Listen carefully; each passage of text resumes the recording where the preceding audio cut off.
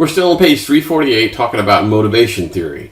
So intrinsic motivation is I'm actually enjoying myself. I consider what I'm doing is fun and rewarding and worthwhile.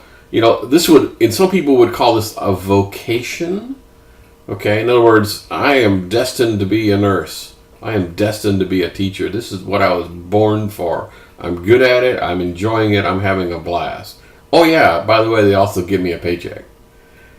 Extrinsic is about, okay, now I need a reward for doing my work.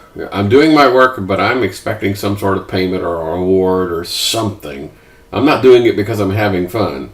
And the flip side to that of extrinsic is I'm trying to avoid penalties if I don't do what I'm supposed to do. Okay, so that's the way it's supposed to work. Okay, Maslow's hierarchy of needs. Now we're kind of deep into the pop psychology thing.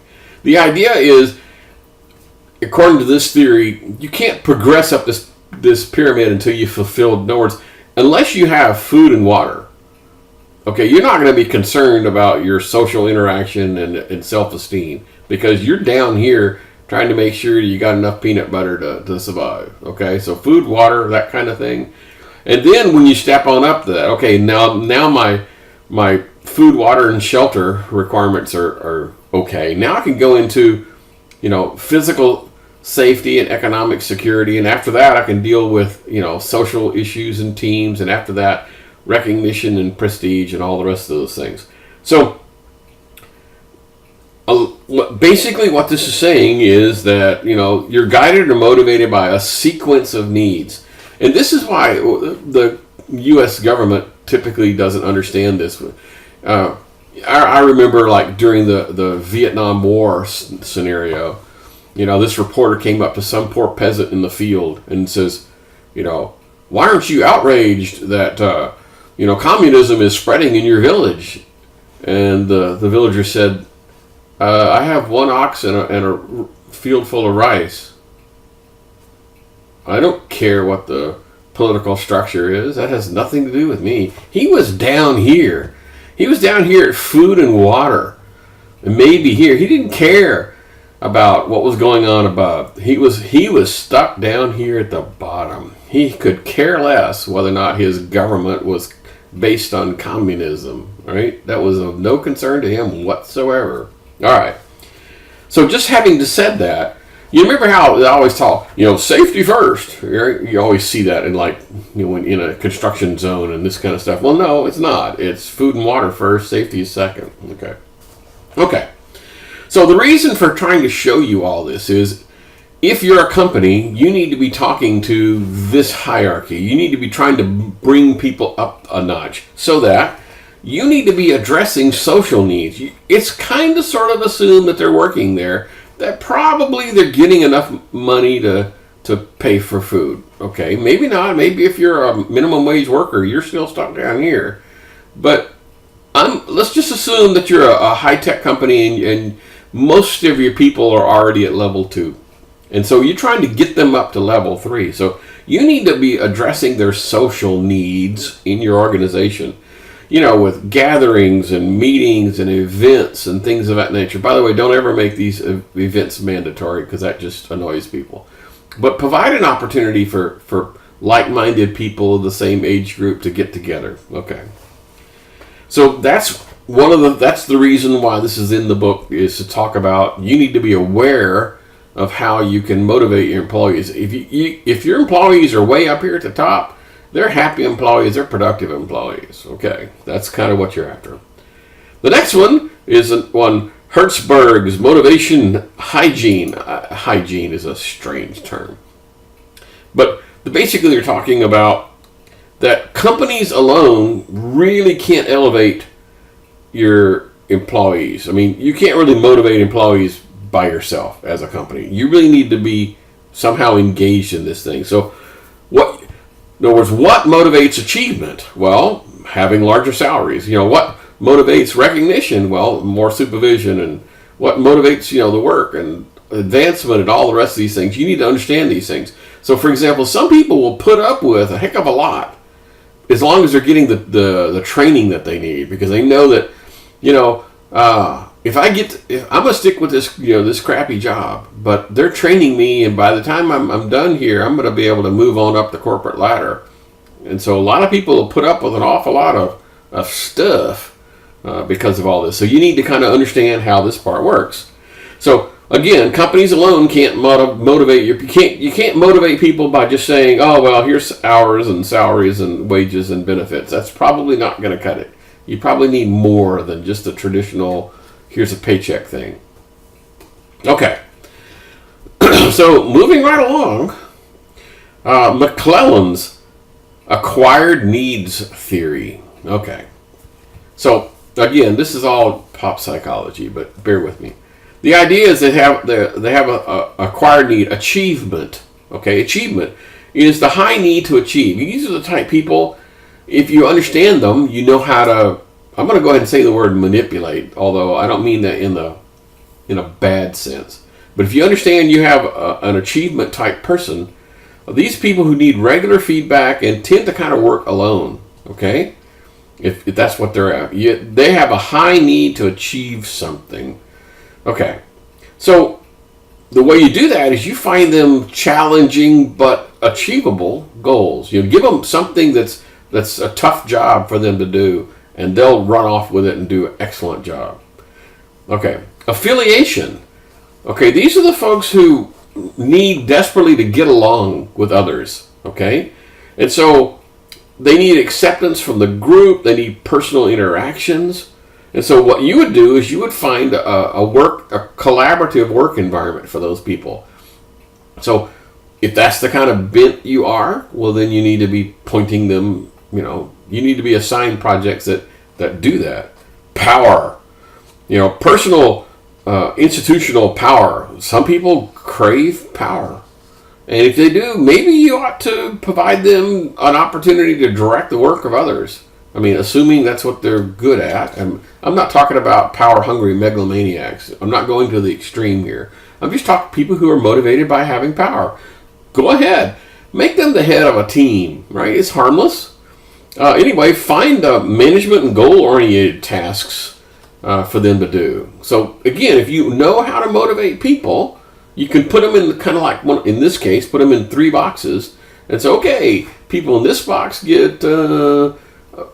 high achieving kind of people. I'm going to assign them really difficult tasks and have them work alone. And these people, I'm going to have them work together in the team. And these people, I'm going to provide them some management and supervision, kind of a taste of team leadership kinds of things. So that's the point of that. So continuing, we have more pop psychology. McGregor's Theory X and Theory Y. This is kind of back to what I was talking about intrinsic and extrinsic. So the classical theory, X, is workers really dislike work and don't want to be there. Okay, that's the classical theory. And so if that's the case, it takes, coercion and threats and all sorts of stuff to get them to work. In other words, if the supervisor wasn't there, nothing would happen. So the supervisor has to stand there with a whip and stand over and make sure they're working. All right, that's the traditional model. Okay, which most likely, unless you're shoveling coal for a living, probably isn't the correct model. The other one is called Theory Y, which is the human relations theory, and this is that viewers view working at that organization as normal, natural kind of thing. In other words, like, well, of course I do this, right? Okay, and so they're basically after rewards of satisfaction or esteem. They don't. If the supervisor didn't show up for work that day, it would make no difference in their productivity at all, because that's not how they're motivated. Okay, I think we've said that a lot. Okay, so continuing. On page 353, they have a thing called influence and power. Okay, and once again, these are just like definitions and terms, but it's useful to understand how they fit into things. So the 9 influence bases. The first one is authority, which means you have a legitimate right to like give directions or give orders or those kinds of things. In other words, it's a legitimate thing that you've been provided. You have the authority. Assignment, the ability to influence the assignment of work of others. Okay? Budget, you have the ability to use discretionary funds. Okay? Cool. Promotion, you have the ability to improve a worker's position. Like go in there and say, you're doing an excellent job. I think you'd really do really well in this other position. Why don't you apply for that job and I'll make sure you get it, kind of thing. That's power. That's influence. Money, the ability to influence pay and benefits. If your supervisor has the ability to give you a raise, that'd be kind of cool. Penalty, the ability to dispense and cause punishment. Work challenge, the ability to provide you work that's meaningful, not only to you, but assign work to people that's the most appropriate. Like we just talked about, the 3 different buckets you can put people in. If you can assign them work that they're good at. Expertise. So I'm the expert at this thing, and so you basically have to do what I say because I'm the expert. And then friendship, developing personal relationships. So the reason why we're talking about these 9 influence bases is that you probably won't have them all, okay? You probably will not have the ability to hire and fire people on the spot. You probably won't have the ability to provide raises for everyone. There's an awful lot of HR rules about hiring and firing and promoting and all the rest of that stuff that probably you don't have, right? You don't have that authority. So some of this is perceived. If you perceive to have this authority or the power to do that, well, then that's a little different. Okay. All right. So they can zoom in on the power one and give you a little bit more things to talk about. So in the power business, they talk about coercive. So basically that means I'm going to punish you if you don't do what I tell you to do. Okay? That's kind of weird. Legitimate power. This is based upon some position of authority. In other words, you have to go to this particular person in the budget office in order to get your expenses reimbursed. Okay? That's the person who has, honest to God, legitimate power. Expert. So I'm the expert in this one particular field, and so I have some power. I can say, no, we are not going to do it that way. Trust me, that is not the way to do it. And okay, and everyone else toes the line. Reward. So incentives to do what I want. If you do what I want you to do, you're gonna end up okay. I'm gonna take care of you. And this other one is kind of weird. It's called referent, and this is about charisma. Some people like cult leaders, right? Cult leaders have a bizarre power. They have so much charisma that people will just follow them. They'll go to Jonestown and drink the Kool-Aid. They'll do anything, not because they're beating you or trying to coerce you or anything like that. It's just that they have so much charisma that people just tend to fall in line. By the way, the charisma one is the one that's practically impossible to have. I mean, you either have this charisma or you don't. You can't go to school to learn charisma.